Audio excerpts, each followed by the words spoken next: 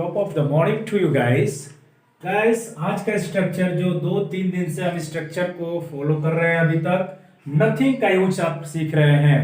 तो मैंने ये कहा है आपसे कि नथिंग के सारे यूज मैं आपको सिखाऊंगा 1 बाय 1 वीडियो में बनाकर। ठीक है गाइस, एक साथ बोर्ड पे एक बार की चीजें मैं प्रेजेंट पास्ट और फ्यूचर में सिखाने की कोशिश कर रहा हूं।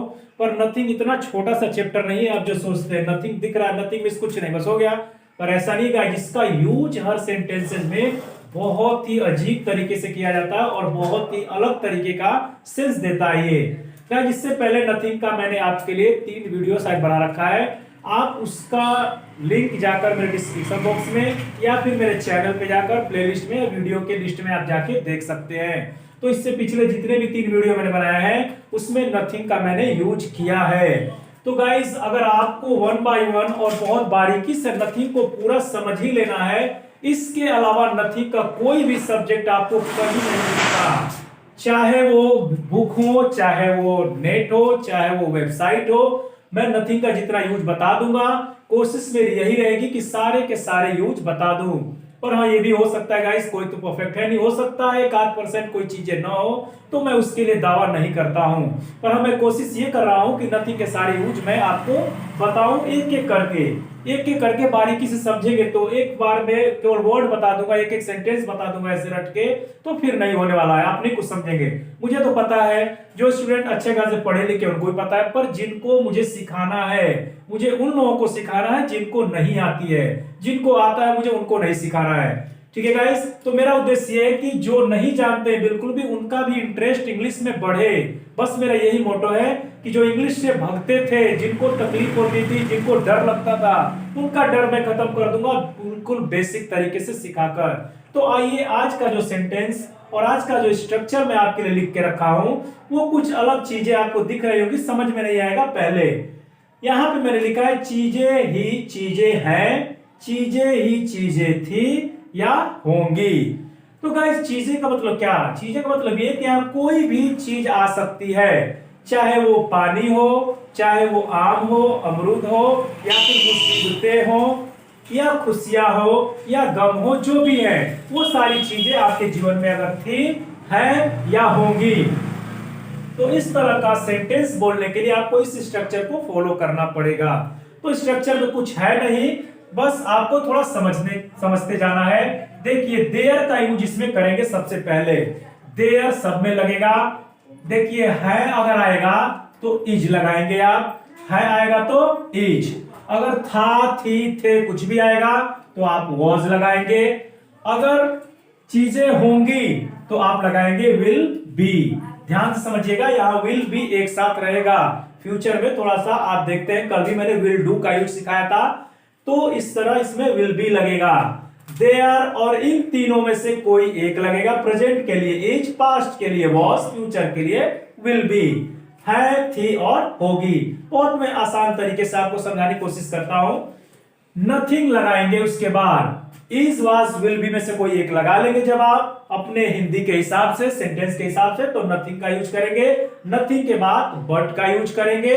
उसके बाद कोई ऑब्जेक्ट आएगा, और ऑब्जेक्ट में क्या होगा गाइस, नाउन का हम लोग प्रयोग इसमें करेंगे ज्यादातर, तो नाउन का यूज करेंगे, ऑब्जेक्ट वो माना जाएगा। ठीक है, तो ये तो रहा आपका स्ट्रक्चर और मैंने फॉर्मूले को बता दिया कैसे यूज करना है। आप बहुत आराम से प्यार से सीखिए, जल्दी वाला काम नहीं करना है आपको। तो पहला सेंटेंस मैंने लिखा है, आप उसके जीवन में मुसीबतें ही मुसीबतें हैं। जैसे गाइस होता है ना, किसी के जीवन में आज कोई उसके साथ घटना घटी, फिर कल घट गई, फिर परसों, तो क्या बोलते रहे यार, क्या बताएं, उसके जीवन में तो मुसीबतें ही मुसीबतें हैं, यानी परेशानियां ही परेशानियां, तकलीफें ही तकलीफें हैं। तो इस तरह का सेंटेंस अगर बनाना है तो क्या स्टार्ट करेंगे, पहले देयर का यूज करेंगे हम लोग यहां पर। देयर, अब देखिए है का मतलब is, there is nothing, there is nothing, there is nothing, but there is nothing, but क्या है, ऑब्जेक्ट। ऑब्जेक्ट में क्या है, मुसीबतें। अब आपको ये देखना है, मुसीबतें ही मुसीबतें 2 बार आया है, तो आपको प्रॉब्लम्स नहीं लिखना है, ऐसा तो आप कभी सुने नहीं होंगे। ये सेंस यही होता है एडवांस स्ट्रक्चर में सेंस को। मुसीबतें ही मुसीबतें, अभी मैंने कल आपको बहुत अच्छे से समझाया था, हिंदी से इंग्लिश और इंग्लिश से हिंदी, उसी तरह मैं इसमें भी समझाऊंगा। डोंट वरी, मैं रटाऊंगा नहीं, बना के सिर्फ चला नहीं जाऊंगा, आपको समझाऊंगा, थोड़ा वक्त लगेगा पर आप बहुत अच्छा सीखेंगे। देयर इज नथिंग बट, मुसीबतों का होता है प्रॉब्लम्स। अब मुसीबतें ज्यादा हैं तो प्रॉब्लम नहीं होगा, क्या होगा? प्रॉब्लम्स, यानी यहां पर हमेशा प्लूरल आएगा। जो प्लूरल प्रॉब्लम्स, मुसीबतें ज्यादा, मुसीबतें 10, मुसीबतें 5 ऐसा करके तो प्रॉब्लम्स का यूज करेंगे।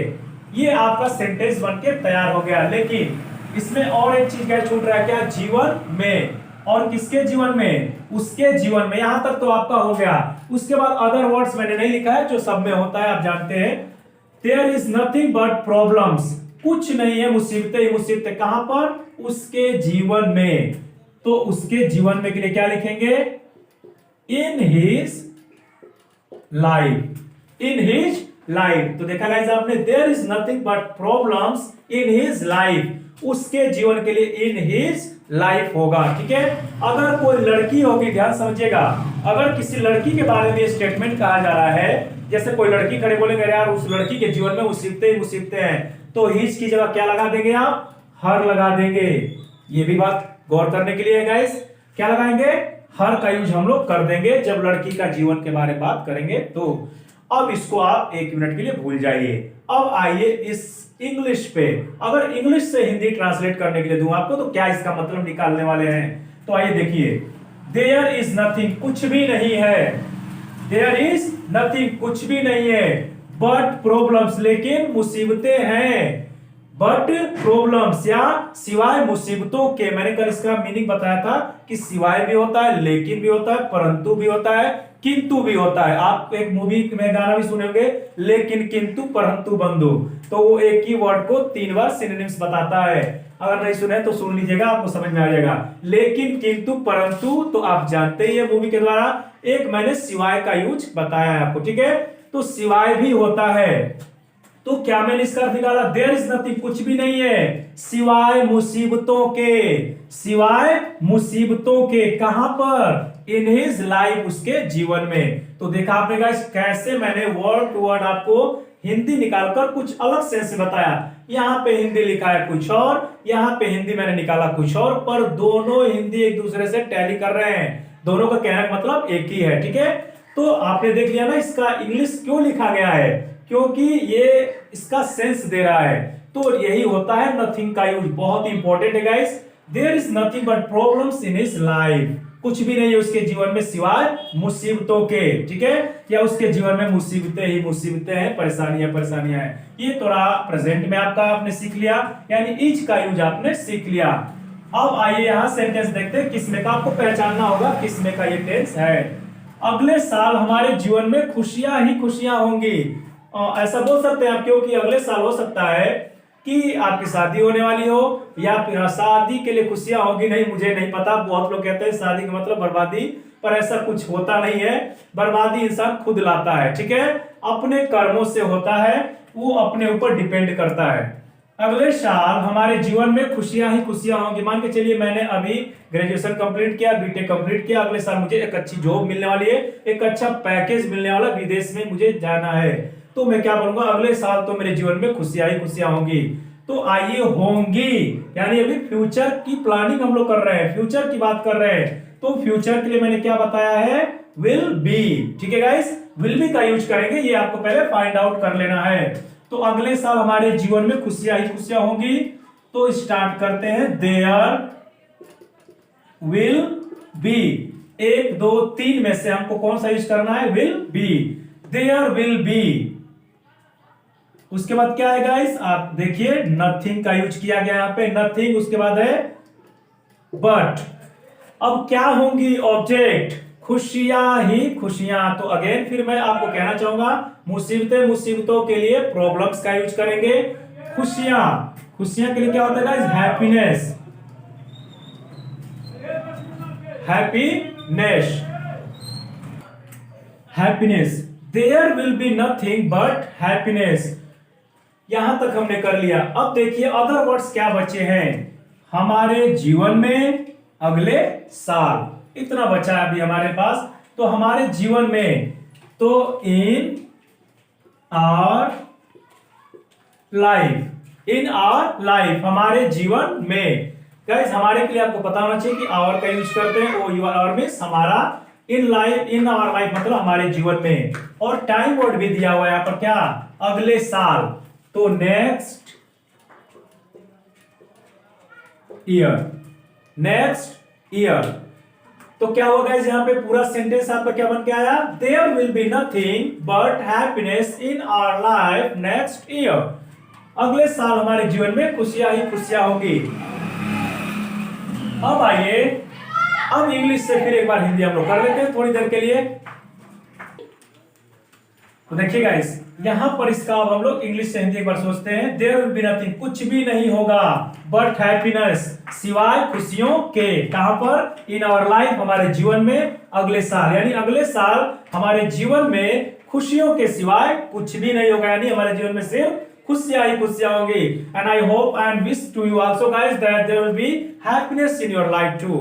आपके भी जीवन में खुशियां ही खुशियां हो, ऐसा मैं कामना करता हूं। आइए नेक्स्ट सेंटेंस में देखते हैं हम लोग। उस पार्क में पानी ही पानी था। देखिए प्रेजेंट का हमने पढ़ लिया और फ्यूचर का पढ़ लिया। अब किसकी बात करेंगे, पास्ट की, यानी वॉज, था आते ही आप क्या लगाएंगे, वॉज का यूज करेंगे। तो उस पार्क में पानी ही पानी था, देयर के साथ क्या लगाएंगे, वॉज, और यहां उसके बाद है nothing, there was nothing but water, but water, पानी ही पानी यानी वाटर। और वाटर में एस मत लगा दीजिएगा, क्योंकि पानी गिना नहीं जा सकता है, और जो चीजें गिनी नहीं जा सकती उसमें कभी भी एस नहीं लगता है। इसका मतलब उसका प्लूरल हम लोग नहीं बनाते एज ए नाउन, नाउन के रूप में कभी इसका प्लूरल हम लोग नहीं बनाएंगे। अब ऐसे आप नहीं कह सकते कि एक पानी था, दो पानी था, ऐसे नहीं कर सकते। तो पानी जब गिन नहीं सकते तो पानी में एस लगा भी नहीं सकते। ओके गाइस, तेल नहीं गिन सकते तो ऑयल्स नहीं होता है, ठीक है। पेट्रोल नहीं गिन सकते तो पेट्रोल्स नहीं होता है, डीजल्स नहीं होता है।